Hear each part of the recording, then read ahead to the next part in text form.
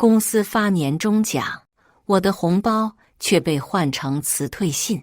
这时我才知道自己的业绩全被心机女顶了名。当夜，心机女带着年终奖来我面前叫嚣，可她不知道，全公司都是关系户，只有我是顶梁柱，得罪我，她完了。大家好，开始今天的分享之前，希望你能给人间烟火点个订阅，我将会分享更多优质的内容。发年终奖当天，我攥着手机，一脸兴奋地坐在椅上，等着我的大红包。上个月，我刚给公司签了一份100万合同，照例公司会在这个月将提成和奖金一同发来。昨晚，我窝在被子里算了算，起码有3万。看着一串零，我兴奋的一整晚没睡好。有了这些钱，我的学贷就可以一次性还清。天一亮就赶到公司，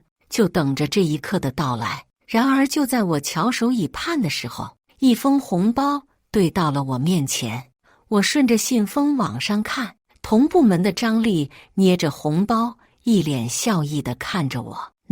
人事部喊我给你的年奖金大红包。我眉头紧锁，不禁疑惑，为什么年终奖是人事部给的？我将信将疑地拿过红包，捏了捏，红包薄薄一张，怎么看也不像是有现金，难道是支票？我心中隐隐兴奋，抬头却见张丽披着羊皮大衣，倚靠在桌角，一脸笑意地看着我。我心中打鼓，张丽是我们部门出了名的作精，因为岗位相同，所以她与我格外不对付。前些日子我跟她还吵了一架，而今天我的年终奖是人事那边给的，就已经很奇怪了。而这红包还是经过她手的，难道？不好的预感从我心底冒出。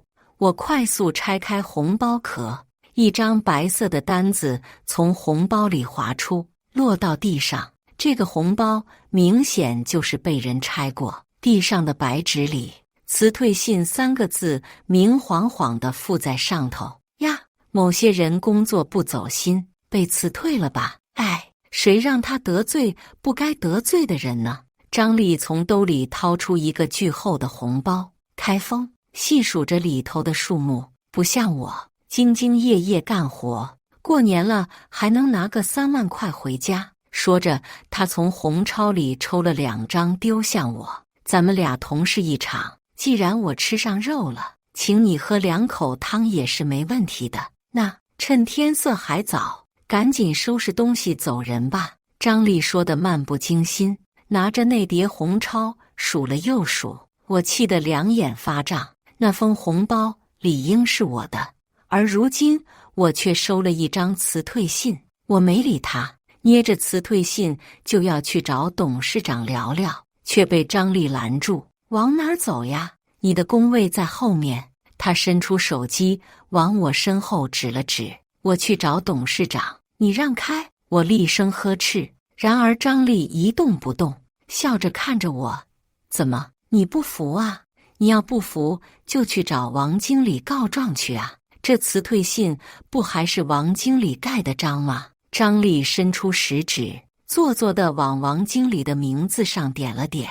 我冷哼一声，收起辞退信，往王经理办公室走。张丽虽然没装好心，但她说的不无道理。我们的上司是王永昌，如果要追究起来，第一个要找的人就是他。我加快脚步，在下班前截住了他。王永昌见到我好像一点都不意外，甚至敞开了门等着我似的。一进门，我就将自己的辞退信拍在他桌上。说吧，这是什么意思？我辛辛苦苦替你扛业务，你就这么坑我？怎么，过河拆桥，兔死狐烹吗？哎呦，我的姑奶奶，你这说的什么话？你是我的大功臣，我哪里敢烹你啊？王永昌从椅子上跳了起来，一脸心虚地起身去关门，确定没有人听墙角后，毕恭毕敬地给我端来一杯茶水。哎呀，姑奶奶，你看看你，有什么事不能喝杯茶再说？他双手攥在大肚子前，两只眯眯眼笑得不见踪影。见我喝了口茶，才悻悻然地搬了个凳子在我边上坐下。我一早就知道你会因为那封辞退信来闹我，所以你瞧，我这大门不是敞开着等你吗？说罢，他又给自己倒了杯茶，小抿了一口，皱着眉道：说实在的，真不是我想开除你，是上头的命令让我不得不这么做。如果要怪呀，就要姑奶奶自己喽。他起身拿了一本登记册给我，上面是我们今年的所有项目规划，有好几个项目都是我手下的，就连名册上的小项目也是被我扶持过的。可以说这些项目都是我在处理，也不为过。但搞笑的是，这些项目的负责人没一个写的是我的名，就连我日夜跟着的那个大项目写的都是张丽的名字。这意味一年到头，我不仅白干，还替他人做了嫁衣。看着登记册有力的字迹，我怒不可遏地看向王永康：你明明知道这些项目是我在做，为什么最后登别人的名？亏我这些年还替你扛业绩。我一脸愤怒，王永昌却一脸苦不堪言：我也没办法呀，姑奶奶，人家张丽后台硬，他说要，我也不能不给啊。而且你每次做完业绩都不签名，让人家钻了空子，怎么还来怪我呢？王永昌皱着眉看我，我捻着项目书的一角沉思起来。我所在的公司是分公司，所以里面有很有关系户，真的做事的没几个。那些关系户也心里清楚，公司能运行到底是谁在兜底，所以他们平时都是恭恭敬敬地捧着我，生怕得罪我，没人给他们干活。只有张丽这人极度奇怪，从入职以来就明里暗里跟我较劲不说，还喜欢给我使绊子。我本以为他是有真才实干的人，所以每到项目结束就放权给他收尾，却不想他竟然给我下套，一环又一环，真是将我淹在他的阴谋里死死的。看着王永昌一脸愁容，我的怒气消减了几分。等到杯中的热气消减，我才将目光投向王永昌。所以这是怎么安排？你总不能真开除我吧？王永昌一脸求助。那也没办法呀，谁让你给别人钻了空子？我一个眼刀看过去，王永昌立马改口：虽然人家是关系户，但我们也不是没有弄他的办法，只要抓到人家的短处，坐实了他顶替你的实证，也不是不能把他。王永昌面目狰狞地做了个斩断头颅的动作。我低头沉思，目光触及未完成的大项目时，灵光乍现：老王，我们公司是不是还有一间全方位带摄像头的办公室？王永昌点点头，一脸不解地看着我：咋地？你有想法？那当然。我勾起嘴角，何止想法，简直是十全十美的阳谋。他不是喜欢占领功劳吗？那我就让他自取灭亡。从王永昌的办公室出来后，我将自己的免死金牌编辑好发上大群，大致意思就是，虽然这年我是业绩末位，但看在我就职公司这么久的面子上，给我一次将功补过的机会。只要我将手上的大项目完美完成，就收回开除我的裁决单。群里不知情的大伙直刷问号，而我一概不理。打开钉钉，联系我手下的几个徒弟，安排大家的工作分项。这些关系户虽然都喜欢摸鱼，但里面不免还有愿意跟我学些真本事的人物，所以我还算是有几个愿意真心拥护我的人。然而就在我的徒弟们齐聚办公室着手忙大项目时，一道尖锐而突兀的女声使我们手上的动作瞬间停滞。哎呀，这大过年的，大家怎么都挤这一块儿，也不去看表演？怎么一起帮林婉姐收拾东西，送她走吗？张丽踩着恨天高，晃悠到我跟前，看见我桌面上大项目的资料后，眉头紧锁，明显她还没有看大群的消息。这种大项目也是你一个将离职的人能碰的。她居高临下，伸手就要来取资料书。我的小徒弟眼疾手快地给他压下，这是我师父负责的项目，你一个外人不能碰。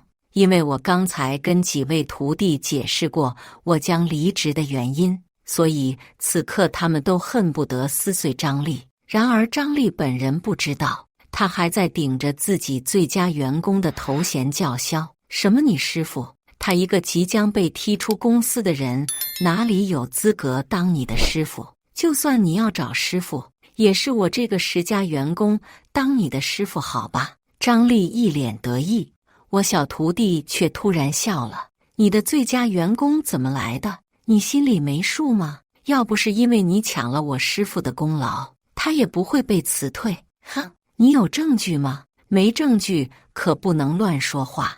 我的业绩可都是我辛辛苦苦积累下来的，你可别污蔑我。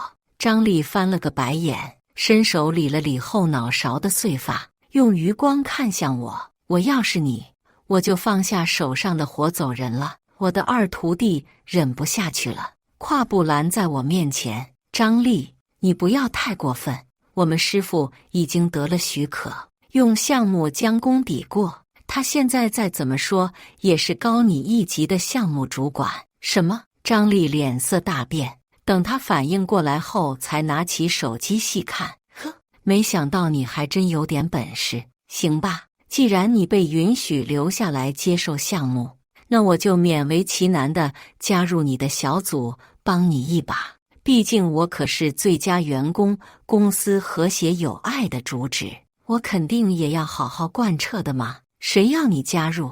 我们巴不得你离我们远远的呢。你这个恶心的女人！压不住脾气的小徒弟瞬间从椅子上弹起，跟他二师哥叠罗汉般拦在我面前。你说谁是恶心呢？信不信我让你也一起滚蛋？张丽厉声尖叫，脸上颜色变幻，好不精彩。跟小朋友置什么气？我推开2个徒弟，从他们中间走出。你是总部公认的最佳员工，公司里哪个项目是你进不了的？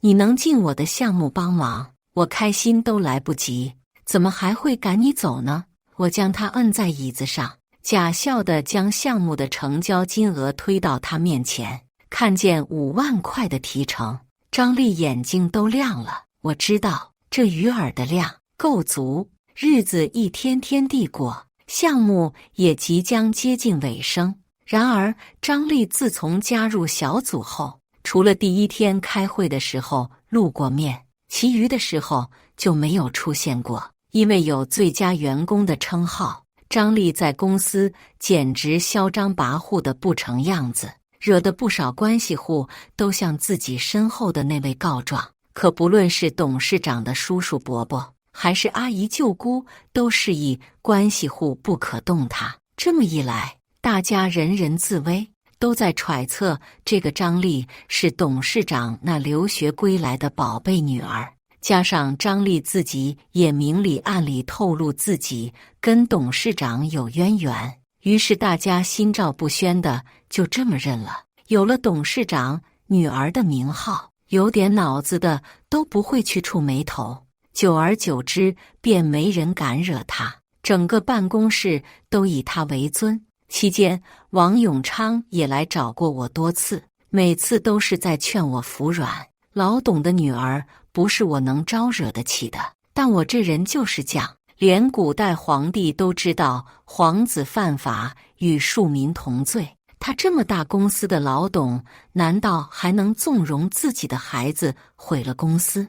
我不服王永昌的观念，私底下收集张立德不配位的证据，办公室的监控画面每周更新一次，我便每周存储一次，1日不落，足以证明张丽根本就没参与项目。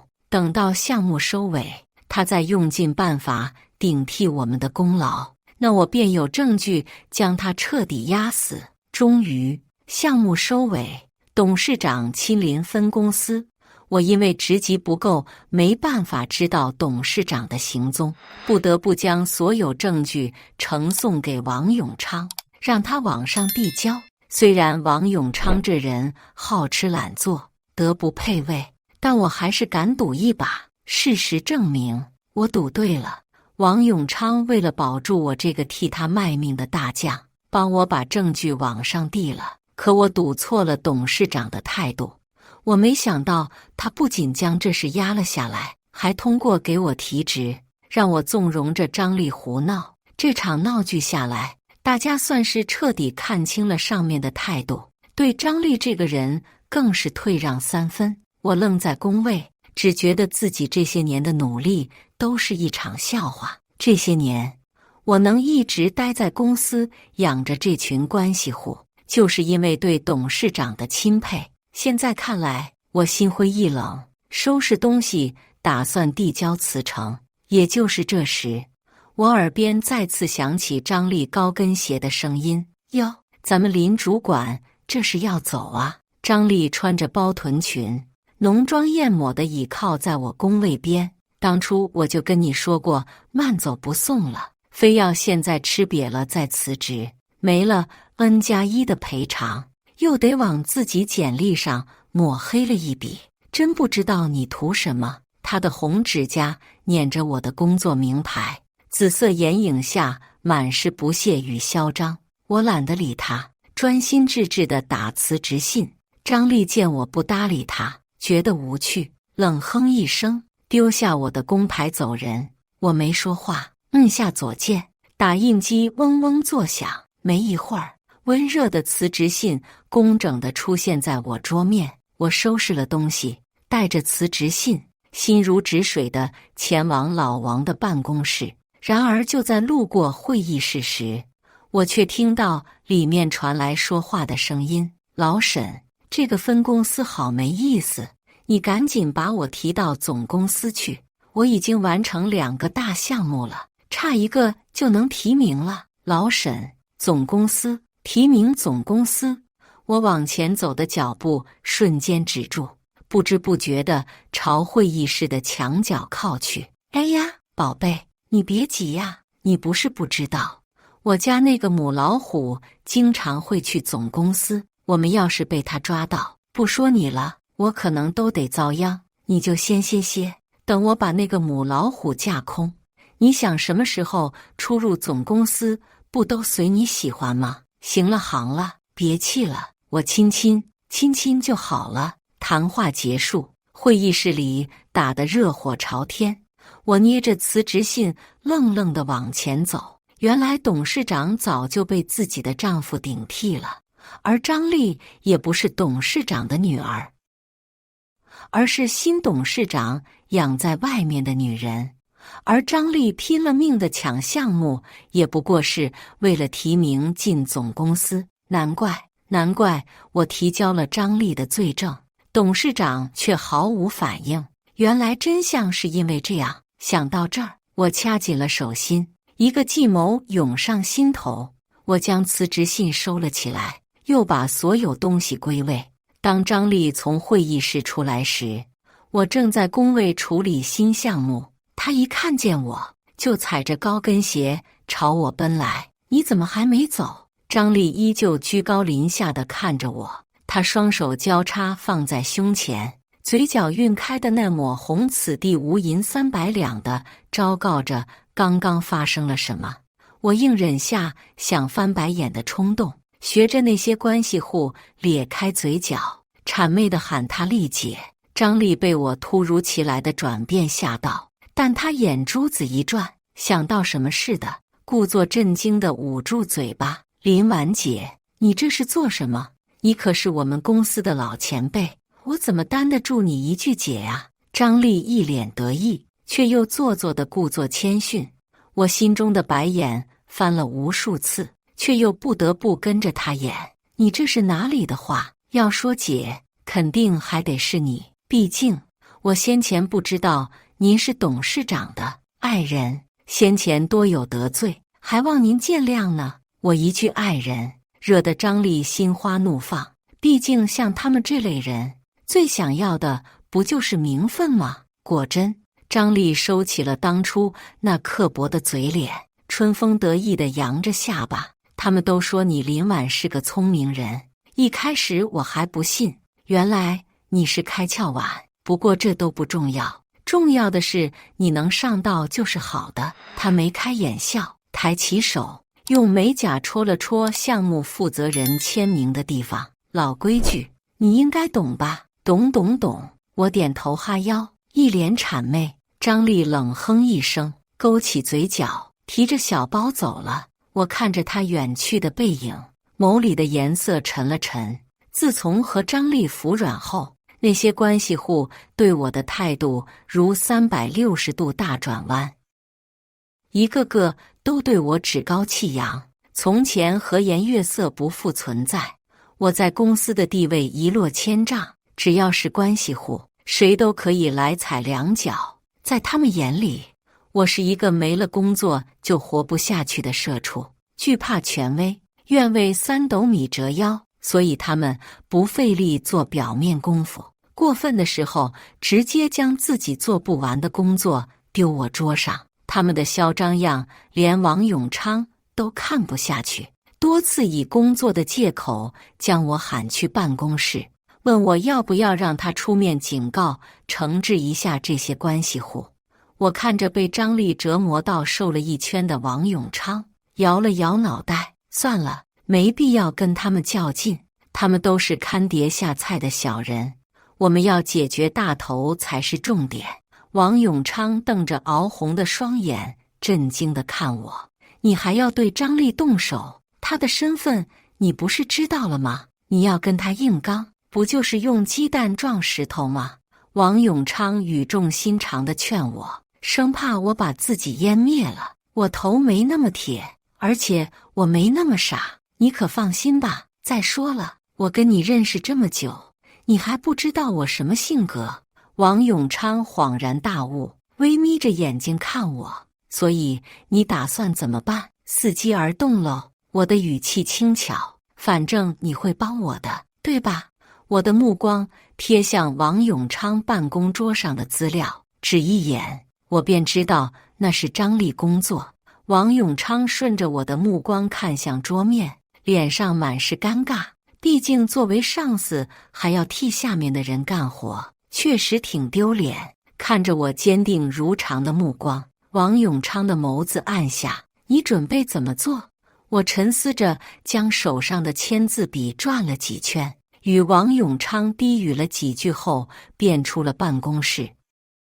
等到第2日，王永昌在钉钉上发了通知，大致意思是我手上的大项目完结后需要汇总报告，届时董事长和甲方人员都会到齐，是个向上晋升、进入总公司的好机会。通知一发布，终日不见人影的张丽突然在小群里冒泡，意思很简单，这个报告人他要做，让我们别拖他的后腿，赶紧完成项目。看着再次上钩的张丽，这次我定然能将他一网打尽。在我夜以继日的努力下，项目的完结进程比原计划还早1个月被提上进程。张丽欣喜若狂，期待自己马上就可以在董事长面前大展身手，凭借自己的实力进入总公司。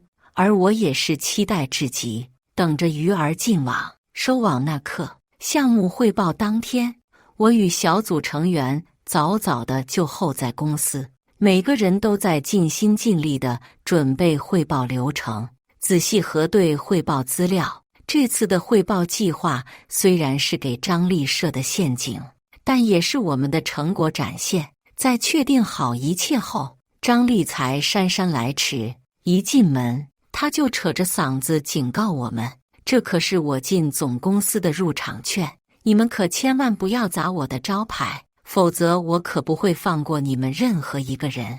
他目光触及我们所有人，环绕一圈后，将视线落到了我身上。林婉，我的演讲稿子呢？他靠在桌沿，伸手就朝我要稿子。师傅，你不能把演讲稿给他，你才是这个项目的负责人。小徒弟摁着我的手不让我递稿子。怎么，临完你还是要跟我作对吗？张丽微眯着眼睛，宛如发怒的毒蛇般审视着我们。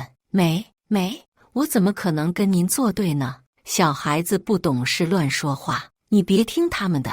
我恭恭敬敬地将稿子递到他手里。张丽狠狠地瞪了我小徒弟一眼后，将我手上的稿子抽走。这本稿子专业名词有点多，我建议您开讲之间先预览几遍。我轻声劝解。张丽打开演讲稿，只看了一眼，便不屑地合上。不就是几句话的事？说罢，他拿着演讲稿扭着腰肢出去了。呸！什么恶心的东西，占了便宜还卖乖，有本事他自己做这个项目啊！我的小徒弟怒不可遏地朝门口狠狠吐了口唾沫。人家可还没走远呢，你也不怕他听见？二徒弟好心提了一嘴，听见就听见，有本事他把我也开了，我才不怕他这个老巫婆呢！成天浓妆艳抹的跟个鬼似的，也不知道扮给谁看。小徒弟气到涨红了脸，恨不得用眼刀将张丽碎尸万段。行了，你说的这么大声，是想要给师傅招惹上祸端吗？一向沉默寡言的大徒弟忽然开口。我没有。好了，都少说点，他的事我自然会料理，但你们做好手上的事才是正事。我开口制止他们的争执，只喊他们抓紧速度，毕竟我说的正是真理。无论如何，做好眼下的事才是正道。心急吃不了热豆腐，一口也吃不成胖子。我这个渔夫只有将自己的渔网编织好，才好在收网的时候将鱼儿一网打尽。想到这几个月的艰苦岁月能够在今天正式结束，我就格外兴奋，手上装摄像头的动作竟也不知不觉地加快了几分。当我与徒弟将一切东西准备好后，屋外也传来了交流的声音。我知道是董事长他们到了。当我与徒弟就排站好后，门口乌泱泱涌入一群人。张丽穿着一身红袍，依着董事长身边进来，身材纤细的她站在带肚便便的董事长身边，说是妇女也不为过。看着张丽一脸谄媚的模样，我只感叹金钱的力量可真伟大。张丽领着董事长入座，自己更是顺势坐下，在场人员面面相觑，但看着董事长眉开眼笑的模样，瞬间明白了，当即噤若寒蝉。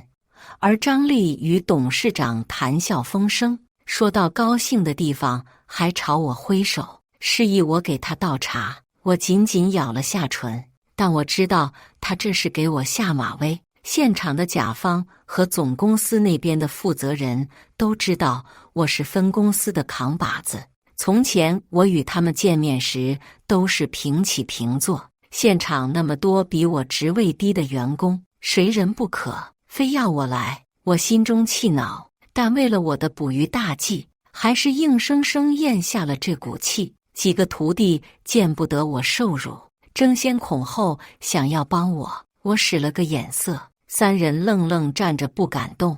如果这杯茶能换张丽遭殃，那这点侮辱又算得了什么？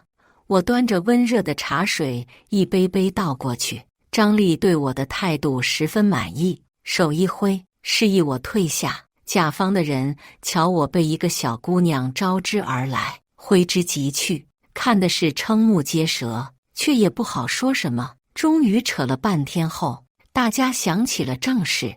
最先开口的是董事长，他靠在座椅上，抚着大肚子开口：“开始吧，今天谁来汇报？”我。张丽扭着腰起身：“啊，好，你来。”董事长微微地震惊了一下，接着笑得连眼睛都眯成了一条缝。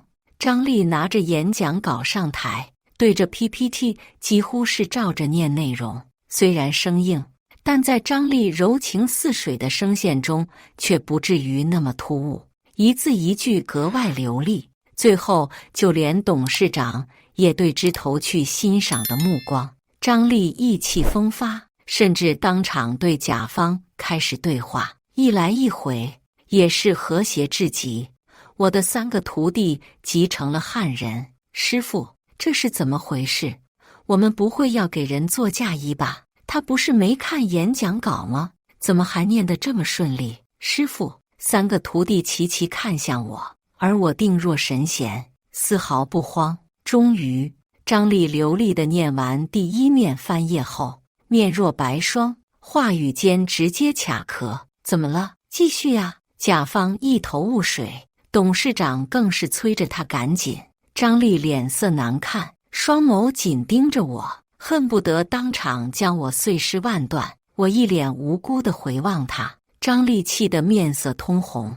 我的小徒弟来了兴致，察觉到我准备的演讲稿有异，当场调侃张力：“力姐，你是不是身体不舒服？要不让我师傅来吧，我师傅脱稿都能讲呢。”张力面红耳赤，当场一口咬死：“我也可以，你给我把嘴闭上。”随后，他一转张牙舞爪的模样，慢声细语地朝大家继续讲解，但他的语气再温柔，也掩盖不了他在胡言乱语。甲方和董事长的脸色逐渐泛青，而下面的人听着他的胡言乱语，个个捂嘴憋笑。张力口干舌燥地结束最后一张 PPT 时，甲方的人勃然大怒。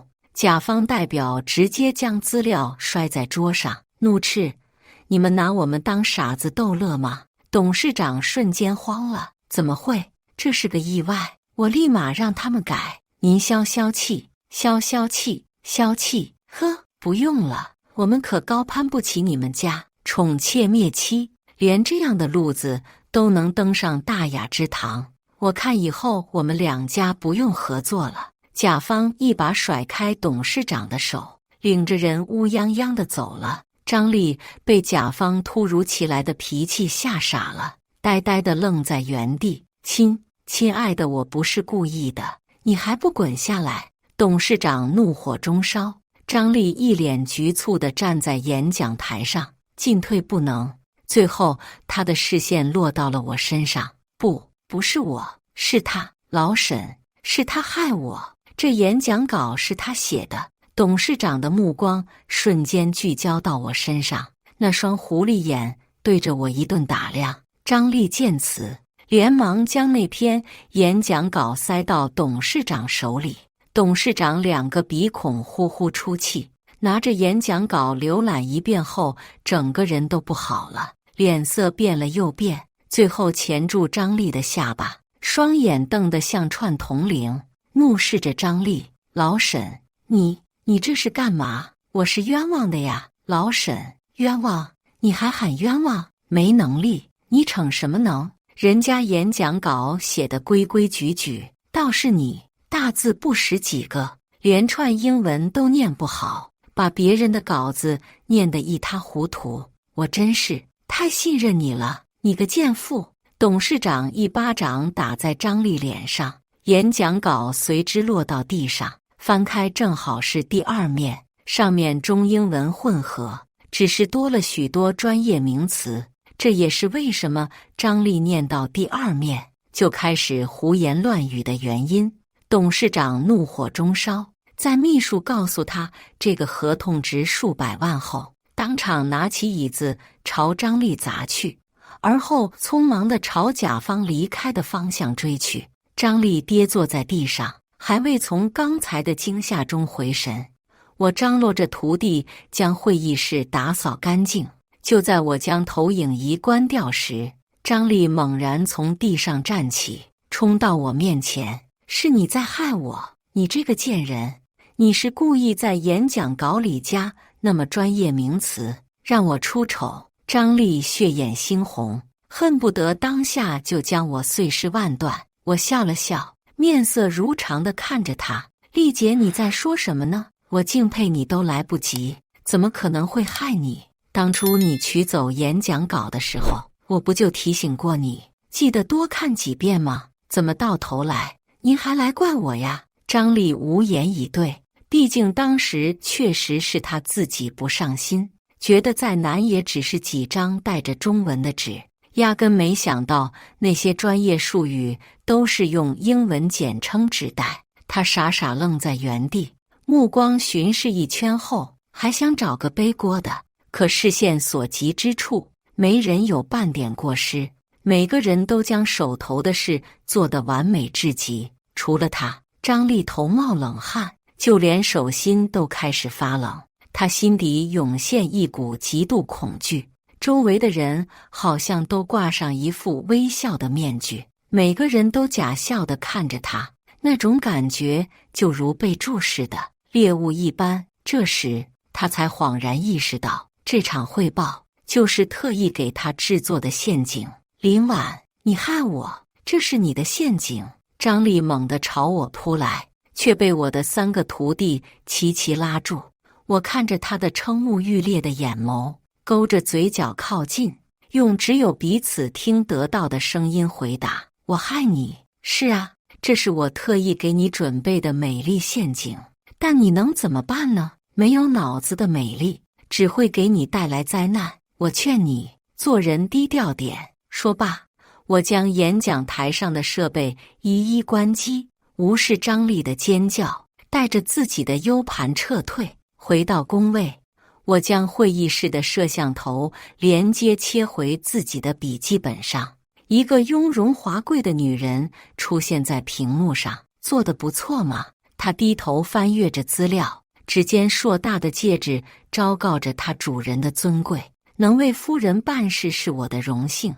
我颔首低眉，处处展现自己对其的恭敬。行了，明天到总公司报道。至于张丽那2人，我会处理的。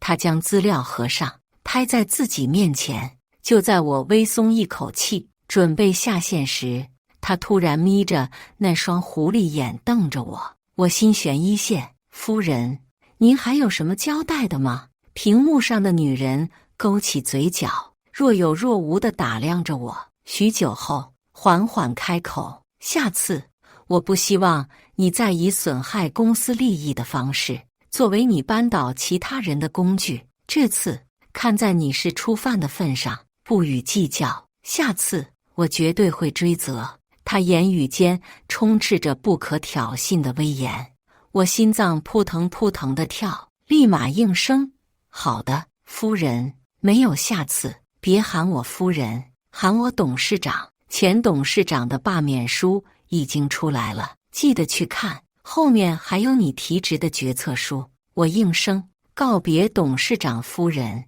直到看着屏幕黑屏，我的心才落下。真不愧是董事长，不仅气场强大，而且目光如炬，轻易就看清我的计谋。还好他不追究，否则这一单就算我干上10几个年头也难以还清。不过既然他说不计较，那必然就有迂回的机会，毕竟要真亏上百万，怎么会放过我？想到这，我越发钦佩董事长。也就是这时，会议室发出一声瘆人的哀嚎，我与几个徒弟一惊，就听里面大喊：“沈大庆，你凭什么不要我？我从大学毕业就跟你了，你怎么能见死不救？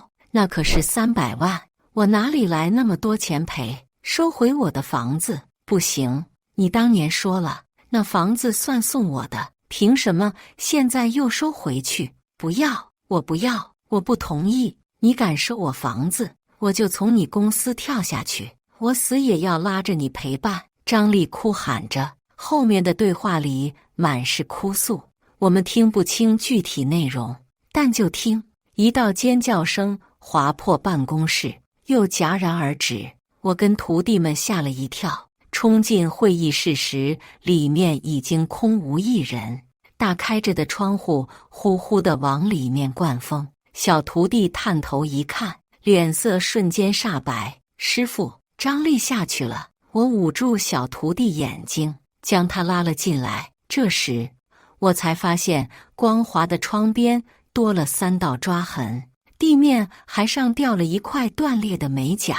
很明显，张丽掉下去是意外。我立马报警，警察来得很快，当场封锁了现场。通过他与前董事长的争吵和现场的痕迹，以及会议室的监控，很轻松就定案。张丽的坠楼是个意外，因为有人死亡，加上调查时期的封锁，导致分公司的经营出错，直接被新董事长关闭整顿。而我与我的几个小徒弟被移入总公司就职。王永昌因为德不配位被革职，但离开之前，他还是请了我吃饭，以表这些年我替他扛大梁的恩情。至于前董事长怎么处理，那是董事长的家事，我也就不得而知了。只听说董事长要起诉前董事长，起码5年起步。而关于原公司那些关系户，自然是鸟兽作散，寄居于其他阴沟，碌碌无为地过完他们的一生。以上就是今天分享的故事，大家有什么想说的、想吐槽的，欢迎在下方评论交流，也更希望能给人间烟火点个订阅，我将会分享更多优质的故事内容。